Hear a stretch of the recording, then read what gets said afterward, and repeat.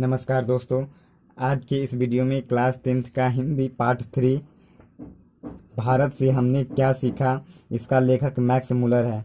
चलिए हम पाठ का क्वेश्चन आंसर कराएंगे आज, ठीक है ना। चलिए पाठ का पहला प्रश्न है, समस्त भूमंडल में सर्वविध संपदा और प्राकृतिक सौंदर्य से परिपूर्ण देश भारत है, लेखक ने ऐसा क्यों कहा। दोस्तों इसका उत्तर है, समस्त भूमंडल में सर्वविध संपदा और प्राकृतिक सौंदर्य से परिपूर्ण देश भारत है। लेखक ने ऐसा इसलिए कहा कि भारत में भिन्न भिन्न प्रकार के मौसम, भिन्न प्रकार के मिट्टी और भिन्न भिन्न प्रकार की जलवायु है, और भिन्न भिन्न प्रकार के लोग, भिन्न भिन्न प्रकार के संप्रदाय और संस्कृति है। यह अनेकता में से एकता का देश है, ठीक है ना। इसीलिए लेखक ने समस्त भूमंडल में सर्वविध संपदा और प्राकृतिक सौंदर्य से परिपूर्ण देश को भारत को माना, ठीक है ना। दोस्तों हमारा प्रश्न दूसरा है, लेखक की दृष्टि में सच्चे भारत के दर्शन कहाँ हो सकते हैं और क्यों।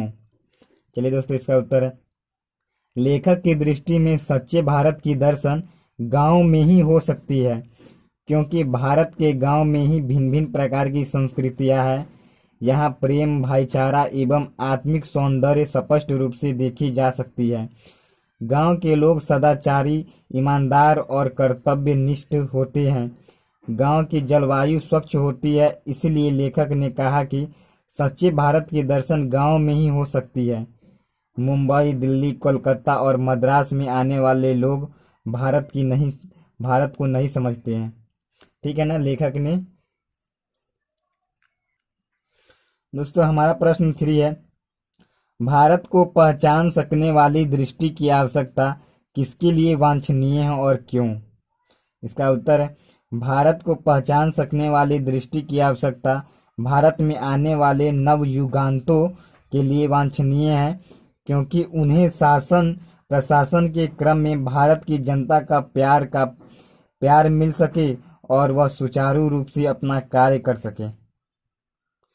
दोस्तों हमारा प्रश्न चौथा है, लेखक ने किन विशेष क्षेत्रों में अभिरुचि रखने वालों के लिए भारत का प्रत्यक्ष ज्ञान आवश्यक बताया है।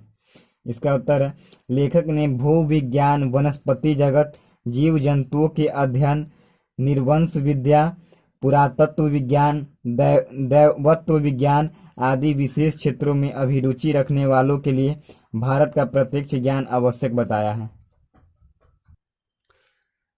दोस्तों हमारा प्रश्न 5 है, लेखक ने वारेन हेस्टिंग्स से संबंधित किस दुर्भाग्यपूर्ण दुर्घटना का हवाला दिया है और क्यों। दोस्तों इसका उत्तर होगा, लेखक ने वारेन हेस्टिंग्स से उस दुर्भाग्यपूर्ण घटना का जिक्र किया है जिनसे वारेन हेस्टिंग्स को वाराणसी के पास 172 दारिस नामक सोने के सिक्के से भरा एक घड़ा मिला था। उसने अपने मालिक ईस्ट इंडिया कंपनी के निदेशक मंडल की सेवा में यह समझकर भिजवा दिया कि यह एक ऐसा उपहार होगा जिसकी गणना उसके द्वारा सर्वोत्तम दुर्लभ वस्तुओं में की जाएगी, और इस प्रकार स्वयं को अपने मालिकों की दृष्टि में एक महान उदार व्यक्ति प्रमाणित कर देगा। किंतु उन दुर्लभ वस्तुओं की यही नियति थी कि ईस्ट इंडिया कंपनी के निदेशक उसका ऐतिहासिक महत्व नहीं समझ पाए और उसे गलवा दिया। लेखक ने इस घटना के हवाला इसलिए दिया है कि फिर से यह दोहराई न जा सके इस घटना, ठीक है ना।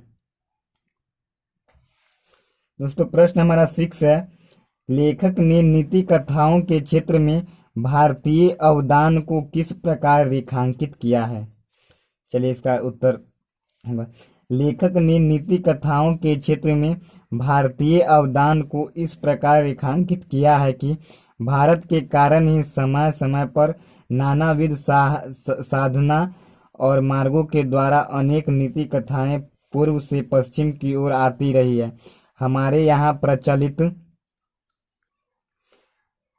प्रचलित कहावत और दंड कहावत का प्रमुख स्रोत अब बौद्ध धर्म को माने जाने लगा है, किंतु यहाँ भी अनेक समस्याएं हैं कि जो अपनी समाधान की प्रतीक्षा कर रही है। उदाहरण के लिए शेर की खाल में गदहा की कहावत से लीजिए। यह कहावत सबसे पहले चुनान के प्रसिद्ध यूनान के प्रसिद्ध और प्राचीन दार्शनिक प्लेटो के क्रिस्टल में मिलती है। तो क्या यह कहावत पूर्व से उधार ली गई है? इससे ज्ञात होता है कि लिपि कथाओं के क्षेत्र में भी भारत का योगदान महत्वपूर्ण रहा है। ठीक है। प्रश्न 7 है, भारत के साथ यूरोप के व्यापारिक संबंध प्राचीन प्रमाण लेखक ने क्या दिखाए हैं? इसका उत्तर है, भारत के साथ यूरोप के व्यापारिक संबंध के प्राचीन प्रमाण के रूप में लेखक ने हाथी के दांत, बंदर, मोर और चंदन दिखाए हैं। प्रश्न 8 है, भारत की ग्राम पंचायतों को किस अर्थ में और किसके लिए लेखक ने महत्वपूर्ण बतलाया? स्पष्ट कीजिए। इसका उत्तर होगा, भारत की ग्राम पंचायतों को अत्यंत सरल राजनैतिक इकाइयों के निर्माण और विकास से संबंध प्राचीन युग के कानून के पुरातन रूप के बारे में इहार जो अनुसंधान हुए हैं उनके जो महत्व और वैशिष्ट को परख सकने की क्षमता के अर्थ में लेखक ने महत्वपूर्ण माना है। यह सिविल सेवा के लिए चयनित उन युगांतुओं के लिए महत्वपूर्ण है जो राजनीतिक शास्त्र में अभिरुचि रखते हैं। प्रश्न 9 है, धर्मों की दृष्टि से भारत का क्या महत्व है? इसका उत्तर है, धर्मों की दृष्टि से भारत का महत्व अहम है। भारत में धर्म की वास्तविक उद्भव, उसके प्राकृतिक विकास और उसके अपरिहार्य श्रीमान रूप का प्रत्यक्ष परिचय मिल सकता है। भारत ब्राह्मण या वैदिक धर्म की भूमि है। बौद्ध धर्म के जन्म भूमि है। पारसियों के जन्म तुष्टा धर्म के यह शरण स्थल है। आज भी यहाँ नित्य नए मतांतर प्रकट व विकसित होते रहते हैं। प्रश्न 10 है हमारा, भारत के किस तरह से अतीत और सुदूर भविष्य को जोड़ता है? स्पष्ट कीजिए। भारत किस तरह से अतीत और सुदूर भविष्य को जोड़ता है? कहता है स्पष्ट करने के लिए। इसका उत्तर चलिए, भारत एक ऐसा देश है जहां अत्यंत प्राचीन और सुदूर भविष्य के बारे में जानने के शुभ अवसर प्राप्त हो सकते हैं। आज आप किसी भी ज्वलन समस्या को ले लीजिए, वह समस्या चाहे लोकप्रिय शिक्षा से संबंधित हो या उच्च शिक्षा से, चाहे संसद में प्रतिनिधित्व की बात हो अथवा कानून बनाने की, चाहे प्रवाह संबंधी कानून हो अथवा अन्य कोई कानून, मानसल सीखने या सिखाने योग्य कोई बात हो क्यों न हो, भारत के रूप में आपको ऐसी प्रयोगशाला मिलेगी जैसी विश्व में अन्यत्र कहीं नहीं मिल सकती है। इसलिए लेखक ने कहा, भारत अतीत और सुदूर भविष्य को जोड़ता है। सवाल हमारा 11 है, मैक्स मुलर ने संस्कृति की कौन सी विशेषता बताएं और महत्व बतलाएं? कह रहा है, मैक्स मुलर ने संस्कृत की कौन सी विशेषता बताएं और महत्व बतलाए हैं? चलिए इसका उत्तर, मैक्स मुलर ने संस्कृत की निम्न विशेषताएं और महत्व को बतलाए हैं। संस्कृत की सबसे पहली विशेषता है इसकी प्राचीनता, क्योंकि हम जानते हैं कि ग्रीक भाषा से भी संस्कृत का काल पुराना है। जिस रूप से आज यह हम तक पहुंची है उसमें भी अत्यंत प्राचीन तत्व भली भांति सुरक्षित है। यदि आग के लिए संस्कृत का अग्नि और लैटिन का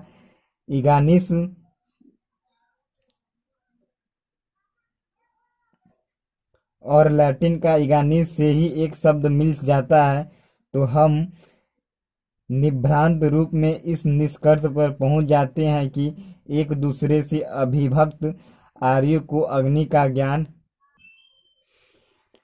हो चुका था। साथ ही लिथुआनियन,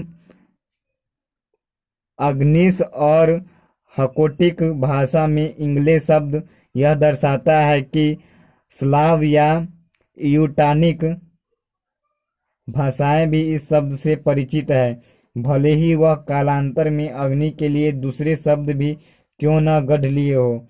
उपरोक्त उदाहरण से स्पष्ट हो जाता है कि संस्कृत प्राचीन भाषा और भाषाओं के अध्ययन में संस्कृत का ज्ञान आवश्यक है। प्रश्न 12 है, लेखक वास्तविक इतिहास किसे मानता है और क्यों? चलिए इसका उत्तर, लेखक भाषा के ज्ञान को वास्तविक इतिहास मानता है क्योंकि भाषाएं व्यवहार को प्रदर्शित करती है। लेखक ने संस्कृत, लैटिन और ग्रीक इन तीनों भाषाओं की तुलना आर्य भाषा में से की है, जिनके संस्कृत मशहूर ग्रीक में। दोस्तों हमारा प्रश्न 13 है, संस्कृत और दूसरी भारतीय भाषाओं के माध्यम से पाश्चात्य जगत को प्रमुख लाभ क्या क्या हुए?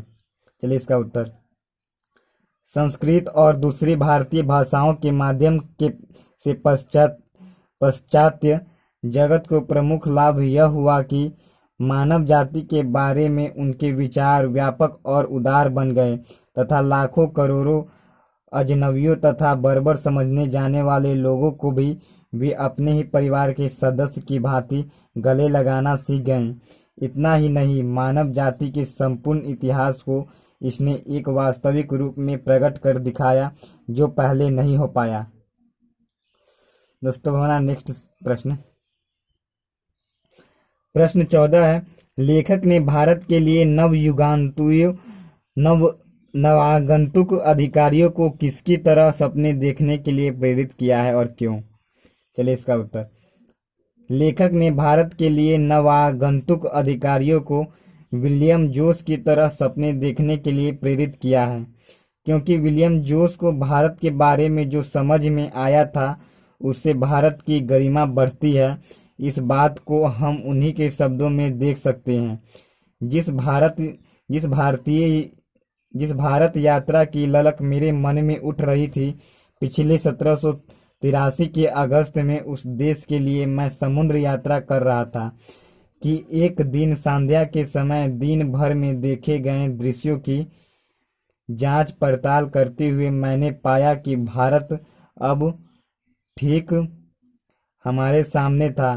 फारस या ईरान हमारे बाईं ओर था तथा अरब सागर से आती ही ठंडी हवाएं हमारे जहाज के पिछले भाग से टकरा रही है। एशिया के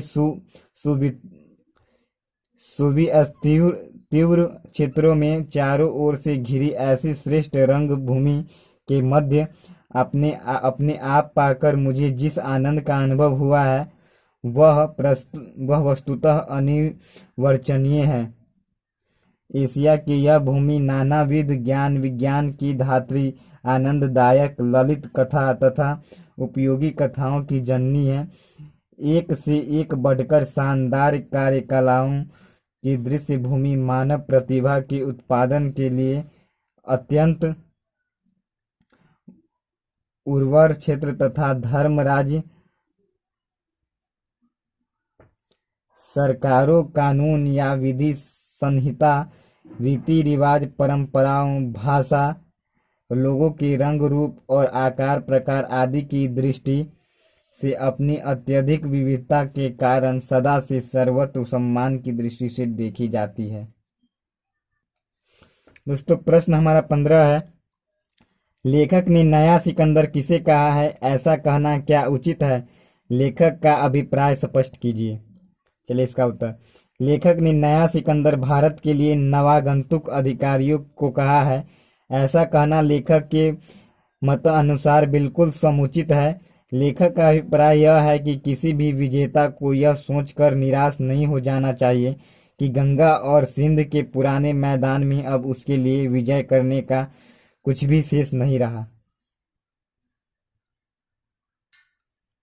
दोस्तों बाकी के लिए so thanks, all the best. दोस्तों यहीं पे हमारा चैप्टर जो है ना एंड होता है। फिर नेक्स्ट वीडियो में नेक्स्ट पार्ट के साथ मिलता है।